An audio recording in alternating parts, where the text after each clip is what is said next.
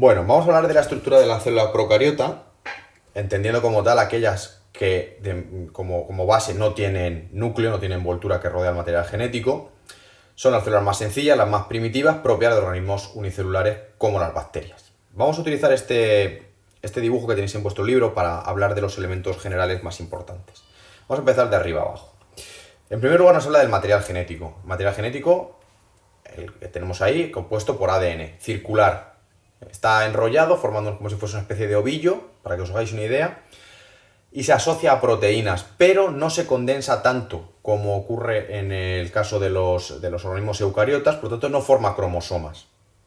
Esa es una diferencia muy importante. Lo vamos a encontrar disperso por el citoplasma en una zona que se denomina nucleoide.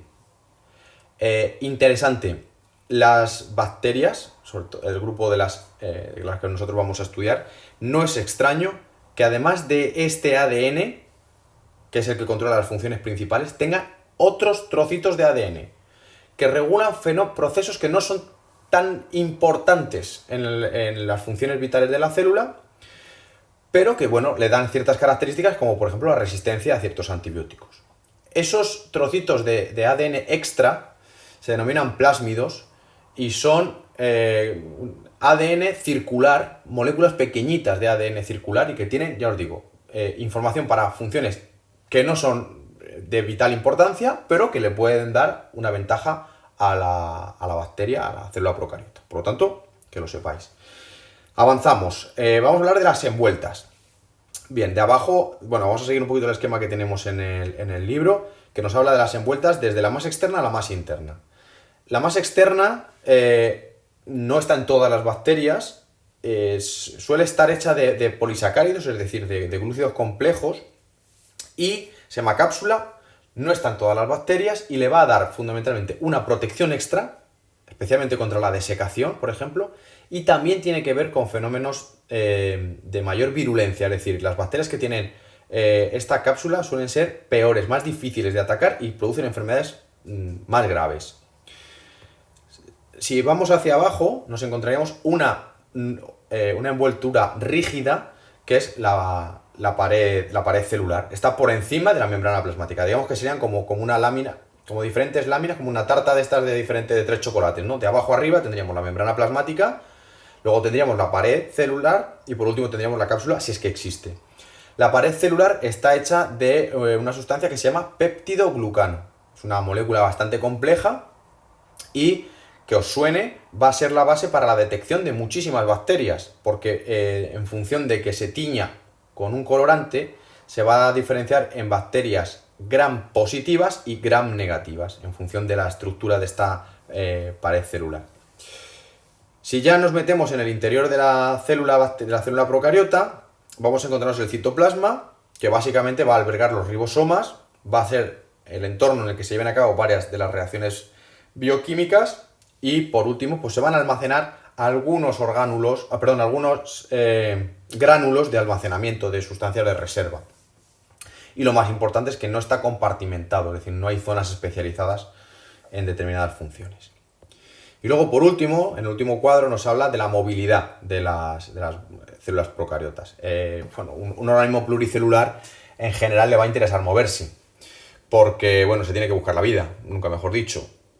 ¿Cómo lo va a hacer? Pues lo va a hacer gracias a los flagelos, que son prolongaciones largas, generalmente únicas, aunque veréis que hay bacterias que pueden tener 2 o más flagelos, y que se mueve a modo de látigo, entonces permite el desplazamiento en un medio, generalmente en medios acuosos.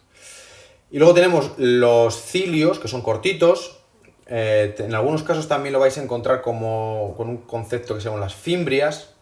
En general, pues van a permitir la movilidad, en este caso generar una corriente de líquido alrededor de los cilios, porque se mueven todos de una manera coordinada, pero las fimbrias también, que son estructuras muy parecidas a las que tenéis ahí, van a tener una función de fijarse al sustrato.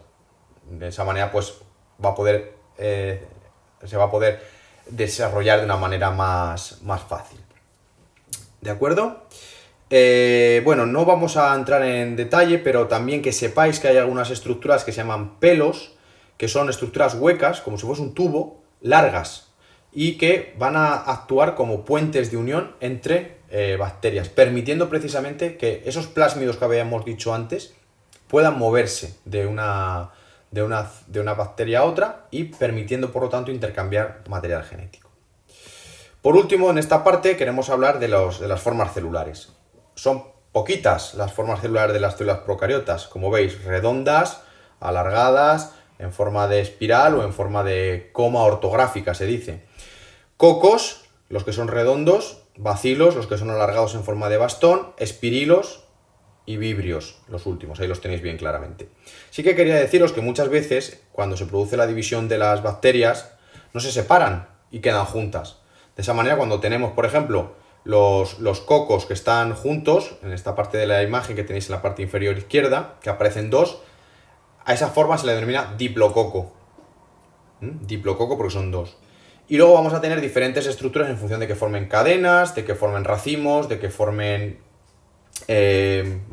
diferentes estructuras. Hablaremos de estafilococos, hablaremos de streptococos en ese caso. Lo mismo en el caso de los bacilos. Podemos tener que los bacilos al reproducirse se separen o que queden juntos. Y lo mismo tendríamos diplobacilos, tendríamos streptobacilos, tendríamos en función de que las estructuras se formen en cadenas o en 3 dimensiones, etc.